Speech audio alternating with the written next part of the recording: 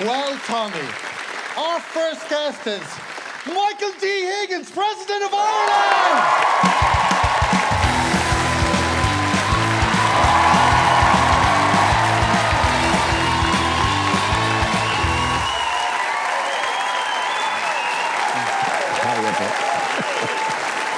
You're a great crowd. It's the plan. Yeah. We could stand if you like. No, we'll sit. We'll sit. Well, there we are. One of my best friends. Thank you. It's shared. Great. Where have you been recently?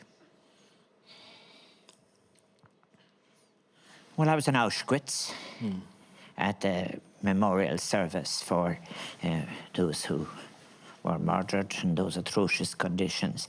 Probably that's the trip abroad that I was on.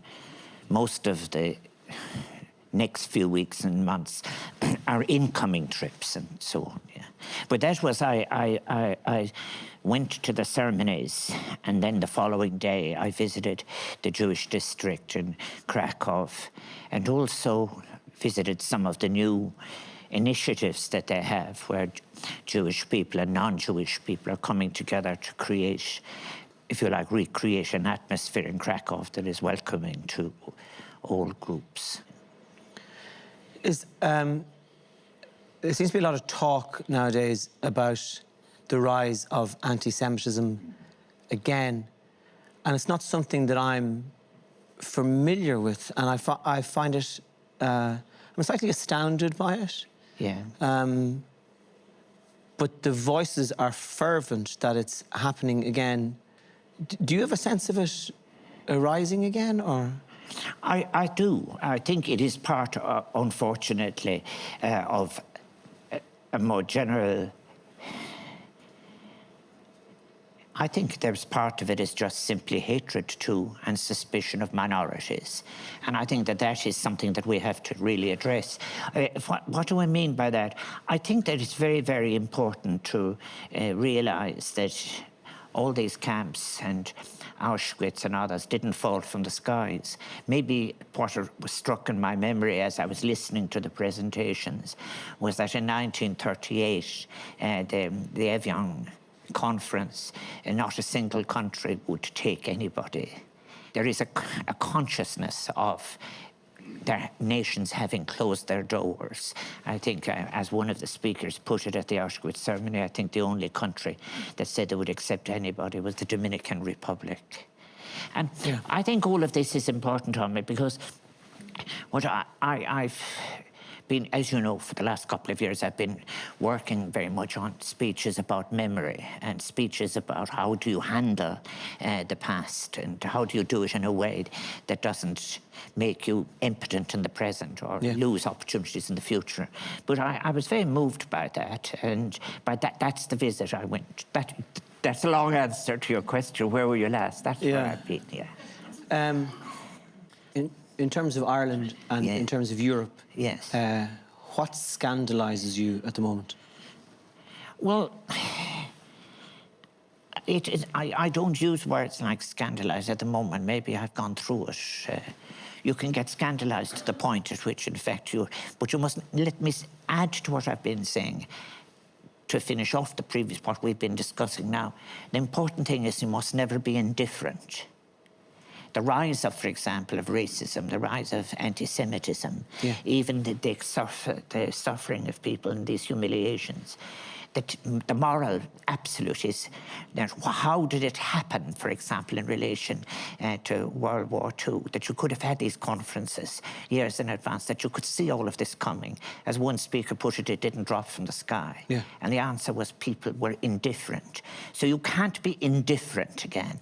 I keep hoping in many, many ways that after all the divisions and all of the failures, that there is a great opportunity to bring into existence a project that would be able to unite people who had divided on the basis of belief systems or faiths or nations in, for example, saving the planet, in relation to responding to climate change, in relation to sustainability. And what that means, therefore, how do you prepare for a world in which people will, for example, connect the economy to a responsible relationship to nature, to the ecology, and also while you have global poverty, how do you bring these three together? That's what I do. I'm working, if you like, but it's a kind of an interesting peasant thing from the time I was in County a child, is that any time I loved books and work when I had the opportunity to be given them, but do you know yourself, is that when something strikes you and you're mad to tell someone about it? Yeah. I was always very, no more than people would say... Are you walking around the Irish now, waking Sabino? No, boring people. But what if they would think, you know, no more than people in the old days, they would say about a new dance or anything like that. But it was any of these intellectual ideas in many cases. There isn't much point in just locking yourself in a cloister. I always had...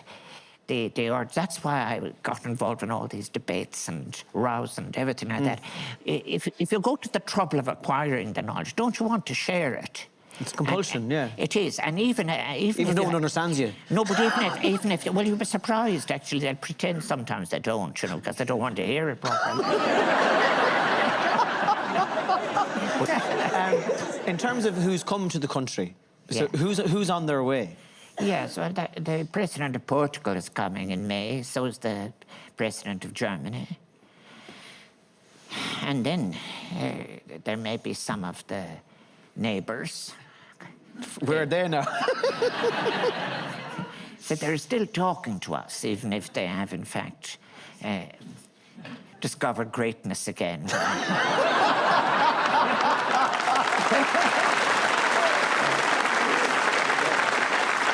And when you have these people coming over, like the President of Portugal, like, and yes. Do you have notions what you might do with them?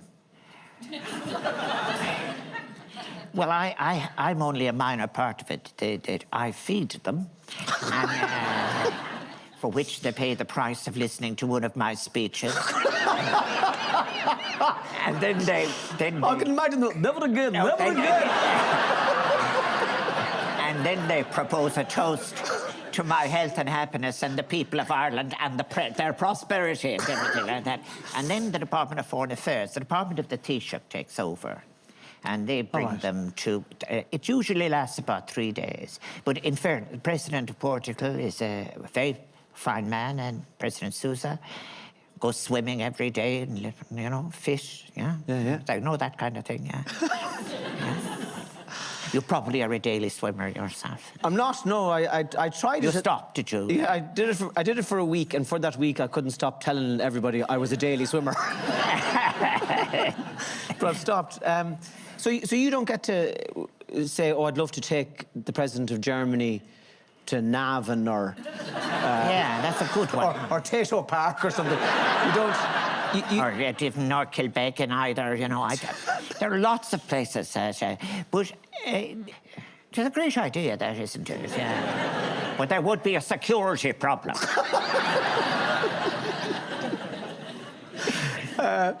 How's your body?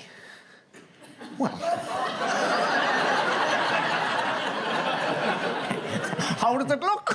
I was supposed to say, grand, thank you. And yourself. But no, I'm fine. I have all these parts are moving and everything like that, you know. Different way than before, but there's nothing much that you can do about. You know, when these people during the last election tried to tell me I could do something about the aging process, I was very sorry. I couldn't exactly invent a machine to fire myself backwards. But no, thank you. My health is thankfully good. Yes. Yeah, and have you? I know from talking that you've sometimes found the Áras a lonely place to be at times. Yeah. Well, what I think, if I wasn't a person that read so much and that it would be hard enough, because very often in the evenings there's just Sabina and myself and the two wonderful dogs, and then there's the aide de camp that is always there, and there's security there, but. No, I have to say that, you know, the time flew, and everyone has been very good to me. But yes, it is. I'll tell you what I do, what I suppose I missed very, very much. Is maybe I could very quickly, old circles that I moved in before. Maybe it's just as well some of them that I'm not moving in, but I'm going to too many funerals of good friends of mine. That's sad, yeah. So, I didn't come on your show to just depress everybody. No, but you should help me along by saying things like, that's more of it, or something like that. But no, enough of that. Enough of that? Oh, Jesus. Now, did you meet Trump? No, not yet. I haven't had the pleasure yet. No, and I haven't played golf either. I don't play golf, you know. No, you're the wrong shape. There's a disadvantage. You're the wrong shape for golf. I beg your pardon, I mean. Well, there you are, indeed. I've seen people in worse condition than me going out with clubs.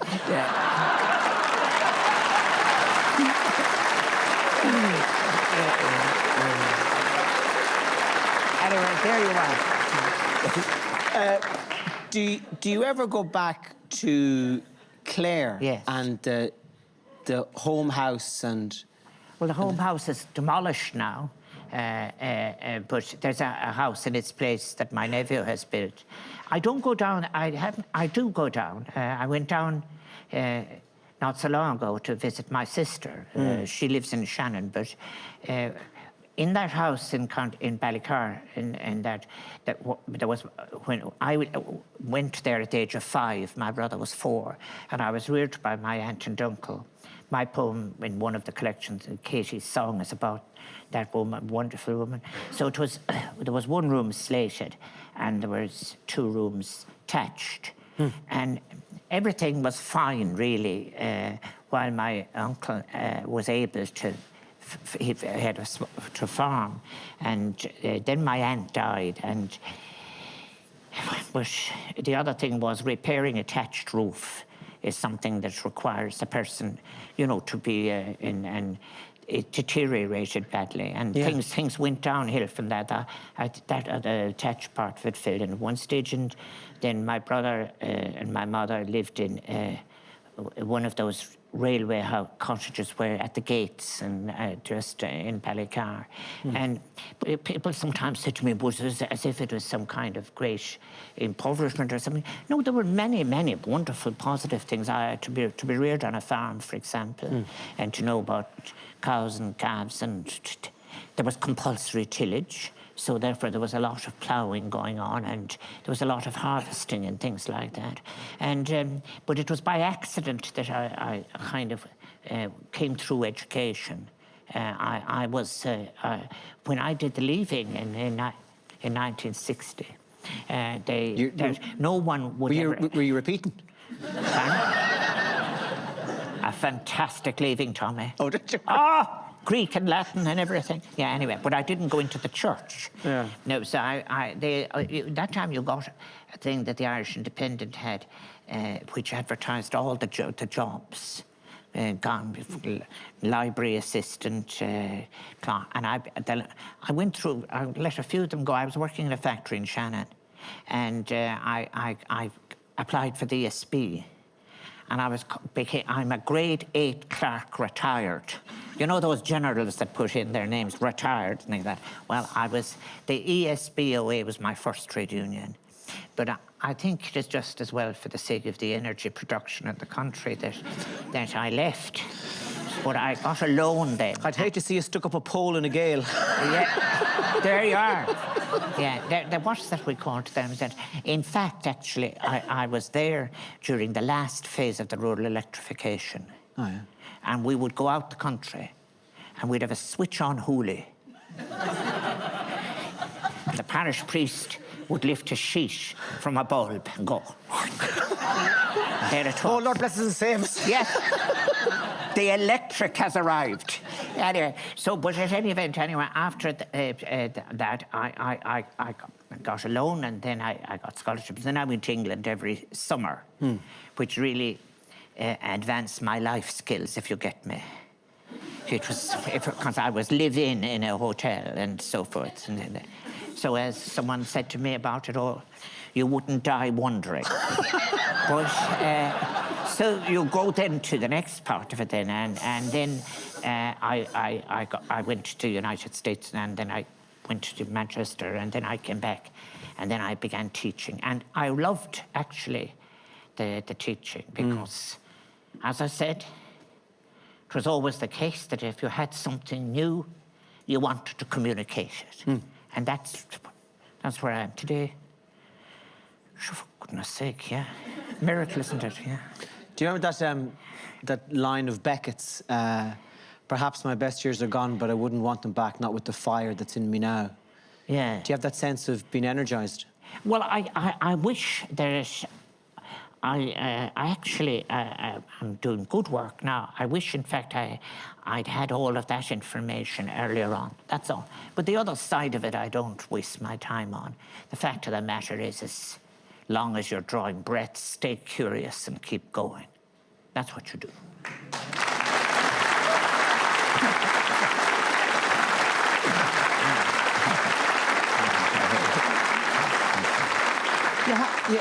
You have a remarkable mind. Like,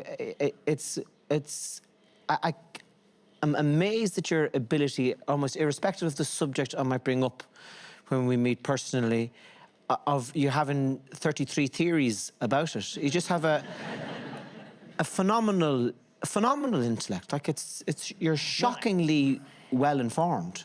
Well, it was one of the things about words and books. When my mother and father had lost really everything in Limerick and were moving, the one thing my mother, she'd go to O'Mahony's bookshop and she'd buy books and things like that. And even in their difficult times, my uncle and aunt, they bought the paper and so on. And I didn't go to primary school in Ballycarrick until I was 7, but I was used as a kind of a demonstration of that how home education. Anyway, I learned from the newspaper headlines how to read. And that was the kind of thing. And I say all of this only to encourage anyone that in a republic, any child, man or boy or girl, that's why I say to them about my life is that where I am now would seem impossible at several stages of my life for different reasons and so on. And they should have hope and aspire, and they should really, that's what's important for people to come through the thing. But I do mind work. I'll tell you what I do think as well about that is that amazing in Ireland, I noticed as well, it's very important to touch people. I remember, as I said, I was being reared separate from my two sisters, wonderful. When they immigrated to England at 20, but my sister now is 80 down in Shannon, Kathleen, with whom I have a very warm relationship still. But I remember when she visited us out in the country, and she held my hand going down the road towards Newmarket and Fergus. And that was... it was in a time in Ireland in the 1950s when people didn't touch each other. And that was a great pity, because if there is a history of thought and a history of philosophy in many cases, you look at the great paintings, it's people reaching out to touch each other and so forth. Yeah. And then you do that with tact and with respect, and you do it. But it's important, even you say about the intellectual side of it, when you say to them, I was touched by what you said. Yeah. Nowadays, that's when you were saying about it all, is that Aristotle regarded touch as the most important of the senses. Plato thought that the visual was the most important of the senses. And Plato led us all wrong. Yeah. That was our mistaken road. We're much better off when we were able, in fact, actually, to engage with sensibility with all of the phenomena of the world. Dogs and horses and people and everything. Yeah, that, yeah.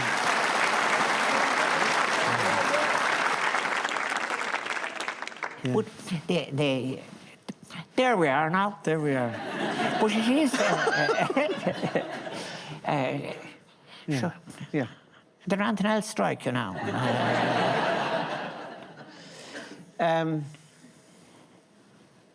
That's great. You're good now. Well, we'll get contemplative.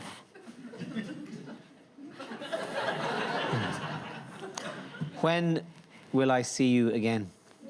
Well, you know where I am.